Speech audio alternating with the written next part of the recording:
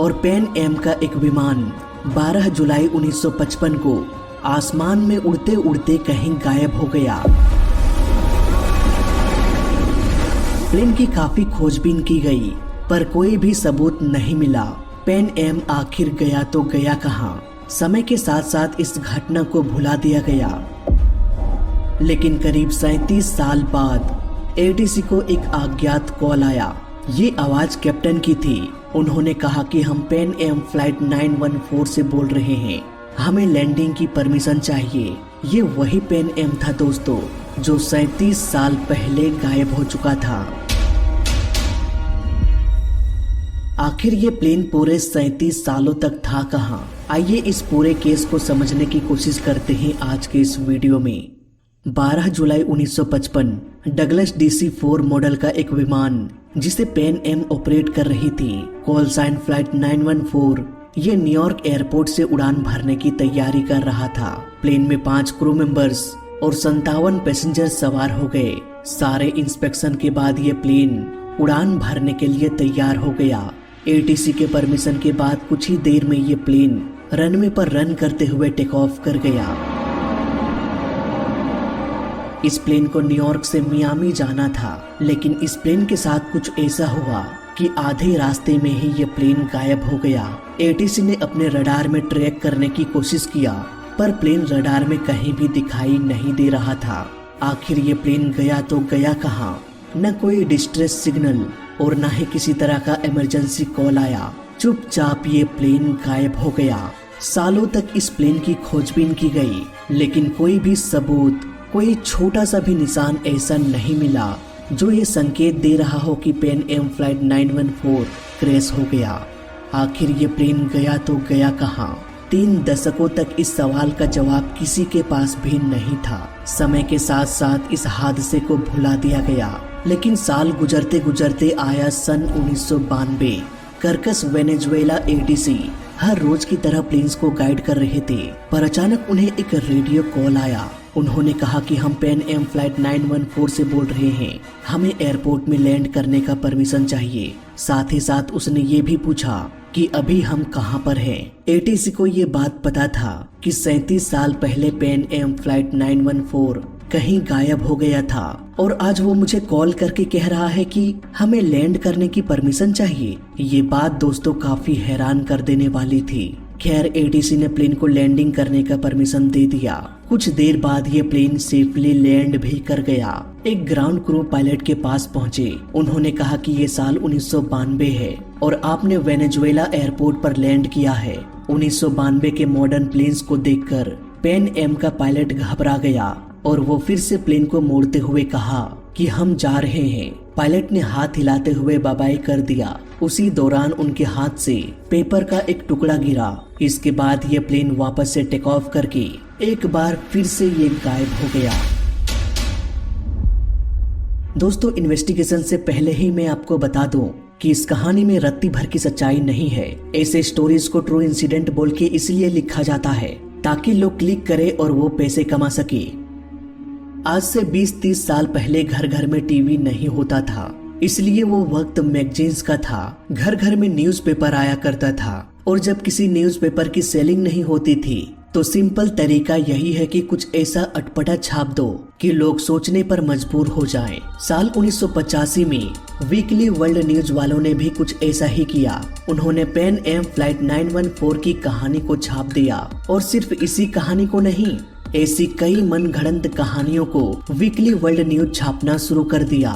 और हर कुछ सालों बाद ये न्यूज वाले अपनी स्टोरी को फिर से छाप देते थे, थोड़े बहुत चेंजेस करने के बाद। जैसे कि फ्लाइट 914 की स्टोरी को 3 बार छापा गया।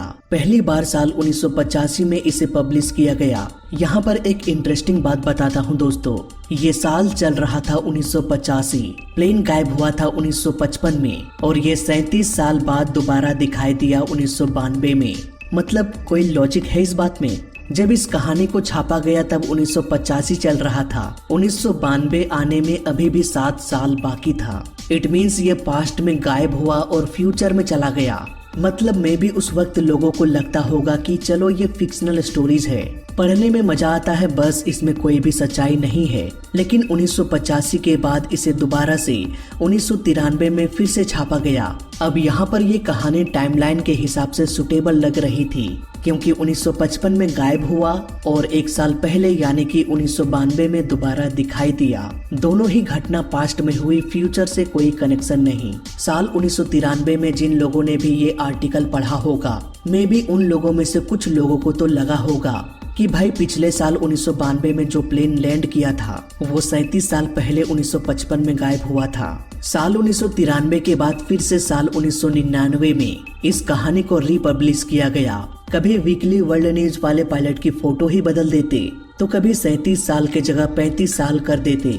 इस तरह से इस कहानी को कई सारे न्यूज़पेपर्स ने कईयों बार छापा। और वैसे भी साल 1990 के दशक में हम इंसानों के पास इतनी रिसोर्सेस भी नहीं थी कि हम फैक्ट चेकआउट कर पाएं। फिर 2000 के दशक के अंत तक लोगों के पास इंटरनेट आ चुकी थी और जो फिक्शनल स्टोरीज मैगजीन में छापा करती थी उसने अब इंटरनेट में भी जगह ले लिया। इवन यूट्यूब में भी तेजी से फैलने लगी। यही वो वक्त था जब मैंने पहली बार इस वीडियो को एक्सपोज किया था। इसके बाद ब्राइट साइंस नाम के एक यूट्यूब चैनल ने भी इसे सच्ची घटना बताया और करोड़ों लोगों ने इसे देखा। कहानी के अनुसार इस प्लेन ने टाइम ट्रेवल किया और अभी तक के साइंस के समझ के अनुसार टाइम ट्रेवल करने के लिए हमारे पास 3 थ्योरीज है। Worm hole, speed of light के बराबर ट्रेवल करना, या फिर ब्लैक होल के नजदीक जाकर टाइम ट्रेवल किया जा सकता है। नाउ वार्म होल और स्पीड ऑफ लाइट सिर्फ एक कल्पना है। हालांकि ब्लैक होल की खोज हो चुकी है, पर ये हम इंसानों के पहुंच से बाहर है। वहां तक जाते जाते गिनती भूल जाओगे, करोड़ों अरबों साल गुजर जाएगा, धरती भी खत्म हो जाएगी, फिर भी वहां तक पहुंच नहीं पाओगे। इसलिए 37 साल बाद टाइम ट्रेवल करके आना इम्पॉसिबल है। इस कहानी के अनुसार जब पैन एम का पायलट प्लेन को मोड़कर वापस जाने लगा, तब वो ग्राउंड क्रू को हाथ हिलाकर इशारा किया। इसी दौरान उसके हाथ से एक पेपर नीचे गिरा। ये पेपर कुछ और नहीं बल्कि एक कैलेंडर थी। कहानी के अनुसार इस कैलेंडर को हम देख सकते हैं, एक बस की फोटो है, मतलब कि ये कैलेंडर भी स्पॉन्सर है। रियल में ये बस कंपनी उस समय मौजूद थी और उसने पैसे दिए थे वीकली वर्ल्ड न्यूज को कि भाई थोड़ा हमारा भी प्रचार वर्चार कर दो। क्रिकेट मैच में भी आपने देखा होगा, स्टेडियम में कई सारे पोस्टर लगा होता है। ये सब एडवर्टीजमेंट फ्री में नहीं होता, पैसे देने पड़ते हैं। और वैसे भी पायलट के पास कॉकपिट में कागज के नाम पर चेकलिस्ट होता है, जिसमें सब कुछ लिखा होता है कि किस कंडीशन में प्लेन को किस तरह से ऑपरेट करना चाहिए। अगर पायलट के हाथों से कोई पेपर गिरता तो वो कोई कैलेंडर नहीं बल्कि प्लेन का चेकलिस्ट होना चाहिए था। कहानी के अनुसार जब पायलट 37 साल बाद यानी कि फ्यूचर में लैंड करता है तो वो मॉडर्न प्लेन को देखकर हैरान हो जाता है। लेकिन यहाँ पर मैं एक डार्क सच्चाई बताना चाहता हूँ एविएशन के बारे में। कहानी के अनुसार जब प्लेन गायब हुआ था यानी कि साल 1955 में, असल में जिसे हम एडवांस प्लेन कह सकते हैं वो तो साल 1955 में था। सुपर सोनिक स्पीड से उड़ने वाला प्लेन, साउंड के स्पीड से भी तेज उड़ने वाला प्लेन, कॉन्कॉर्ड को भला हम कैसे भूल सकते हैं। 5 घंटे का सफर वो 1 घंटे में पूरा कर सकता था। इतना पावर था पुराने जमाने के प्लेन में। और आज 2025 में देख लो, कोई भी इतना तेज उड़ने वाला कमर्शियल प्लेन आपको दिखाई नहीं देगा। एविएशन में टेक्नोलॉजी बढ़ने के बजाय घटती जा रही है। और कहानी में बताया जा रहा है कि भाई पायलट एडवांस प्लेन को देखकर घबरा गया। जिसने कॉन्कॉर्ड को उड़ते हुए देखा है वो किसी दूसरे प्लेन से डरेगा नहीं। इसलिए इस कहानी में मुझे एक भी पॉइंट लॉजिकल नहीं लगता। इसके अलावा जब भी कोई प्लेन क्रैश होता है या मिसिंग हो जाता है तो उसके रिपोर्ट को डेटाबेस में रखा जाता है, जैसे कि civil aeronautics board accident reports, aviation safety network. इन सभी के पास हर एक इंसिडेंट का रिपोर्ट होता है। लेकिन पैन एम फ्लाइट 914 की मिसिंग रिपोर्ट कहीं भी दर्ज नहीं है।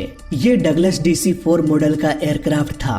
इस प्लेन को डगलस एयरक्राफ्ट मैन्युफैक्चरिंग कंपनी ने बनाया था। इस फेक स्टोरी को देखते हुए डगलस DC-4 कंपनी ने खुद ये कहा कि भाई आज तक हमने कुल 1244 एयरक्राफ्ट बनाया है और आज तक हमारा कोई भी प्लेन मिसिंग नहीं है। हाँ, बहुत सारा प्लेन क्रैश तो हुआ है, लेकिन उसका मलबा भी मिल गया है। कोई क्रैश के बाद भी मिसिंग नहीं है। अब कोई भी प्लेन मिसिंग नहीं है तो वीकली न्यूज वाले ही जाने कि फ्लाइट 914 कहां से आया और कहां चला गया। खैर, मैंने सच्चाई तो आपके सामने रख दिया। तो मैं मिलता हूं आपसे अगले वीडियो में। तब तक के लिए देखते रहिए और सीखते रहिए। जय हिंद, वंदे मातरम।